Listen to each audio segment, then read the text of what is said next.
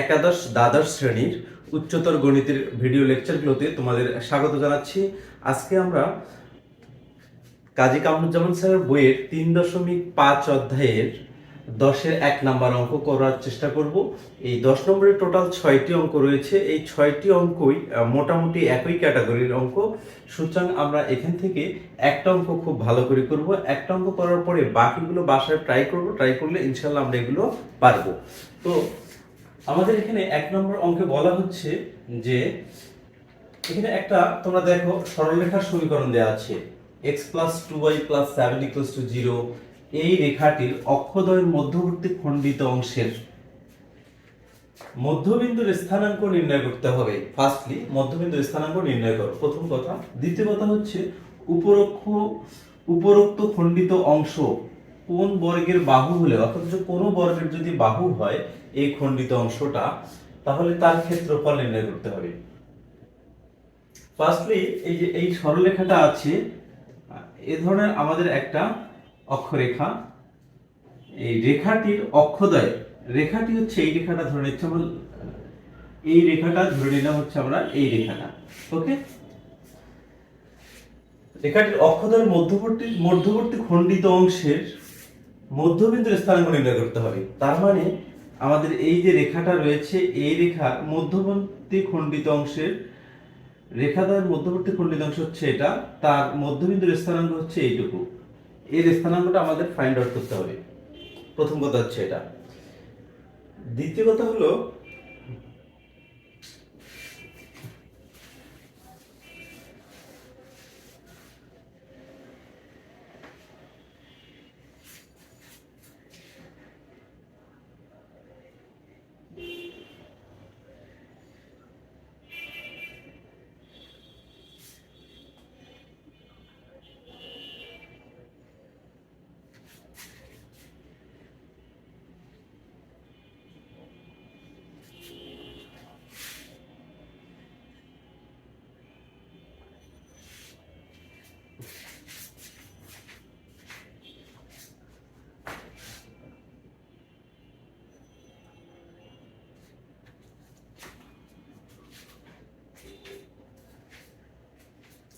একাদশ দ্বাদশ শ্রেণীর উচ্চতর গণিতের সরলরেখা অধ্যায়ের 3.5 অধ্যায়ের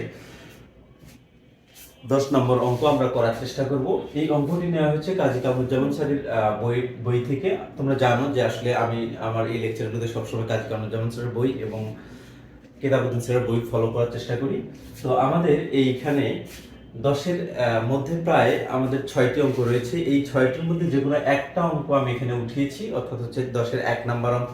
এই অঙ্কটা আমরা খুব ভালো করে বা ডিটেলস সহকারে শিখবো। শেখার পরে বাকি যে 5টা অঙ্ক আছে, আশা করি তোমরা এটা প্র্যাকটিস করলেই পারবা। ওকে, তো আমরা অঙ্কে চলে আসতেছি। এখানে হচ্ছে 10-এর 1 নাম্বার অঙ্ক বলছে যে x + 2y + 7 = 0। এই রেখাটির অক্ষদ্বয়ের মধ্যবর্তী খণ্ডিত অংশের মধ্যবিন্দুর স্থানাঙ্ক নির্ণয় করতে হবে। তার মানে এইটা হচ্ছে একটা কোশ্চেন। ওকে, মধ্যবিন্দুর স্থানাঙ্ক নির্ণয় করতে হবে। কার মধ্যবিন্দুর স্থানাঙ্ক? এই সরলরেখাটা, অর্থাৎ যদি আমি চিত্রে দেখাই, ধরে নিচ্ছি এটা হচ্ছে আমাদের সরলরেখা। এই সরলরেখাটা অক্ষদ্বয়ের মধ্যবর্তী খণ্ডিত অংশ। এই সরলরেখাটাকে মানে কেটে ফেলেছে দুইটা অক্ষরেখা, কোন এই পয়েন্ট, এই দৈর্ঘ্যটাকে। ওকে, এখন বলছে খণ্ডিত অংশের এইটুকু খণ্ডন করছে, খণ্ডন করার পরে বলছে মধ্যবিন্দুর স্থানাঙ্ক নির্ণয় করতে হবে। তার মানে যেটুকু খণ্ডন করছে তার মধ্যবিন্দু ধরে নিচ্ছি এই পয়েন্টটা P(x_y), অর্থাৎ হচ্ছে এই বিন্দুর স্থানাঙ্ক আমাদের ফাইন্ড আউট করতে হবে।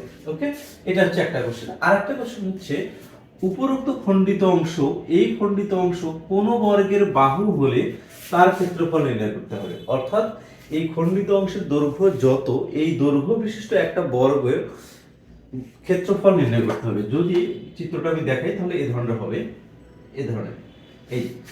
এই বাহুর সমান এই বাহু, এই বাহু এবং এই বাহু, এবং 4টা বাহু একই ধরনের। সুতরাং এই বর্গের ক্ষেত্রফল আমাদের বের করতে হবে।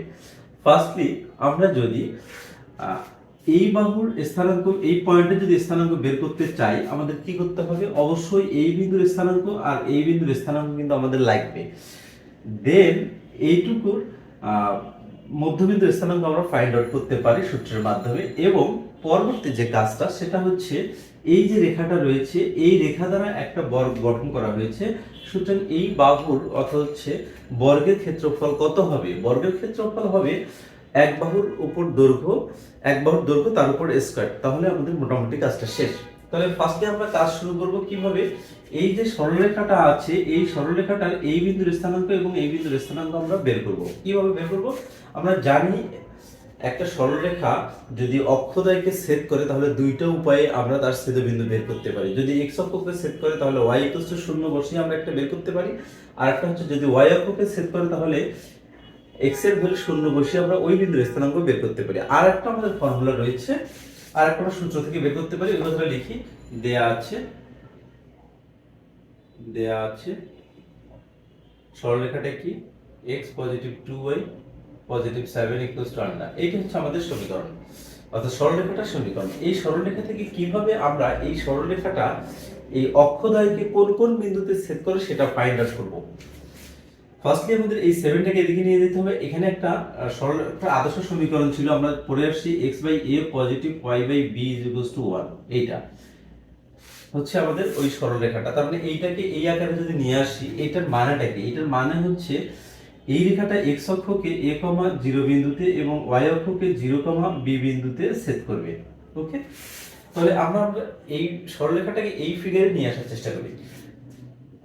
x positive 2y is equals to -7। এখানে দেখো তোমরা হচ্ছে এখানে 1 আছে অনলি, এখানে 1 নিয়ে আসতে হবে। 1 নিয়ে আসতে গেলে -7 দ্বারা ভাগ করতে হবে। x by -7 positive 2y by -7 is equals to 1 হবে, -7 দ্বারা ভাগ করার পরে।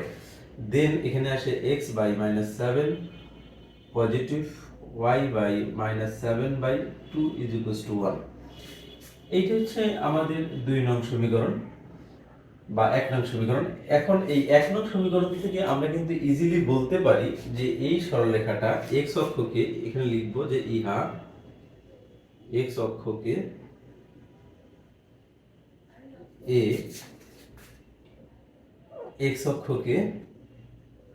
a অফ কত? এখানে -7, 0 এবং y অক্ষকে কত বিন্দুতে ছেদ করবে? 0, b অফ 0, -7/2 বিন্দুতে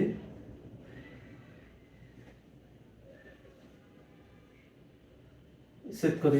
তার মানে ওই রেখাটা অক্ষদ্বয়কে কোন কোন পয়েন্টে ছেদ করে এটা কিন্তু আমরা অলরেডি বের করে ফেলছি। তাহলে 7, -7, 0 এ পয়েন্টটা হবে -7, 0 এবং বি পয়েন্টটা হবে আমাদের 0, -7/2 0, -7/2। তাহলে আমরা এই পয়েন্টটাও পেয়ে গেলাম এবং এই পয়েন্টটাও পেয়ে গেলাম। এখন আমরা মধ্যবিন্দুর স্থানাঙ্ক দিয়ে এই পি বিন্দুর স্থানাঙ্ক বের করব, পি বিন্দুর ভুজ এবং কোটি বের করব। তাহলে আমরা এখানে লিখতে পারি যেহেতু পি বিন্দু এ বি এর মধ্যবিন্দু, যেহেতু পি বিন্দু এ বি রেখার মধ্যবিন্দু, সুতরাং অতএব পি বিন্দুর স্থানাঙ্ক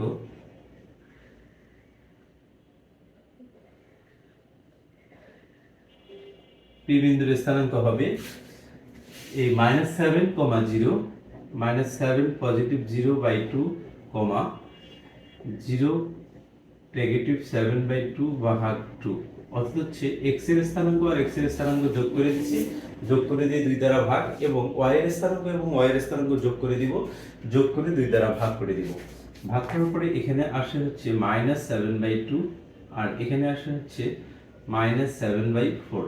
ওকে, তার মানে আমরা পি বিন্দুর স্থানাঙ্ক পেয়ে গেলাম -7/2 আর একটা হচ্ছে -7/4।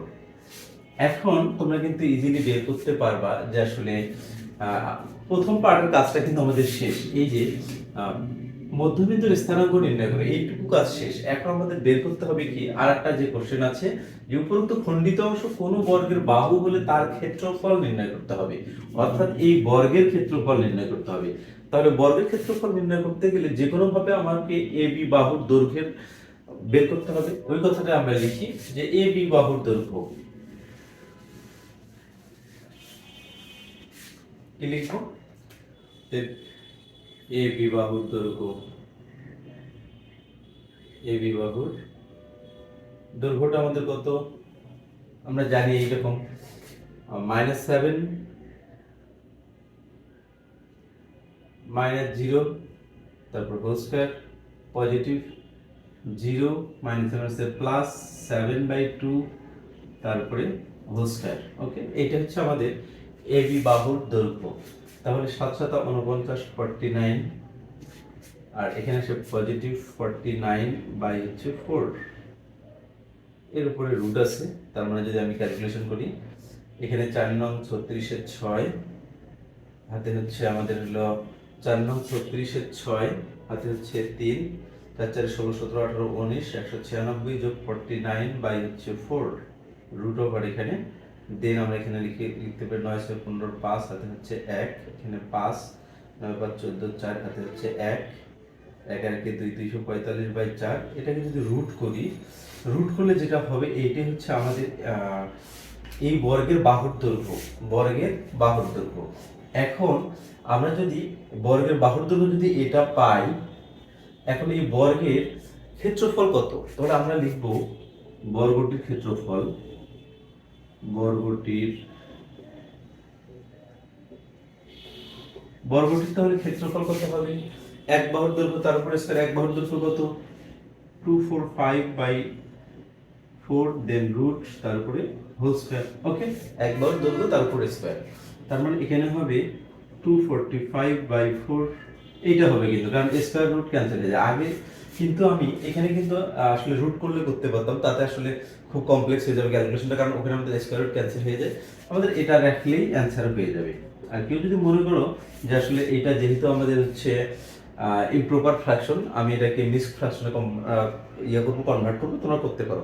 এই ছিল আমাদের এখানকার এই 10-এর 1 নাম্বার যে অঙ্কটা, এই অঙ্কটা সিমিলার উপায়ে তোমরা হচ্ছে 10-এর বাকি 5টা অঙ্ক রয়েছে, এই 5টা অঙ্ক একা একা করার চেষ্টা করবে। যদি কারো কোনো প্রবলেম থাকে দেন আমার এই ভিডিওর কমেন্ট বক্সে এসে কমেন্ট করলে আমি বাকি অঙ্কগুলো করাই দেবো। আল্লাহ হাফেজ।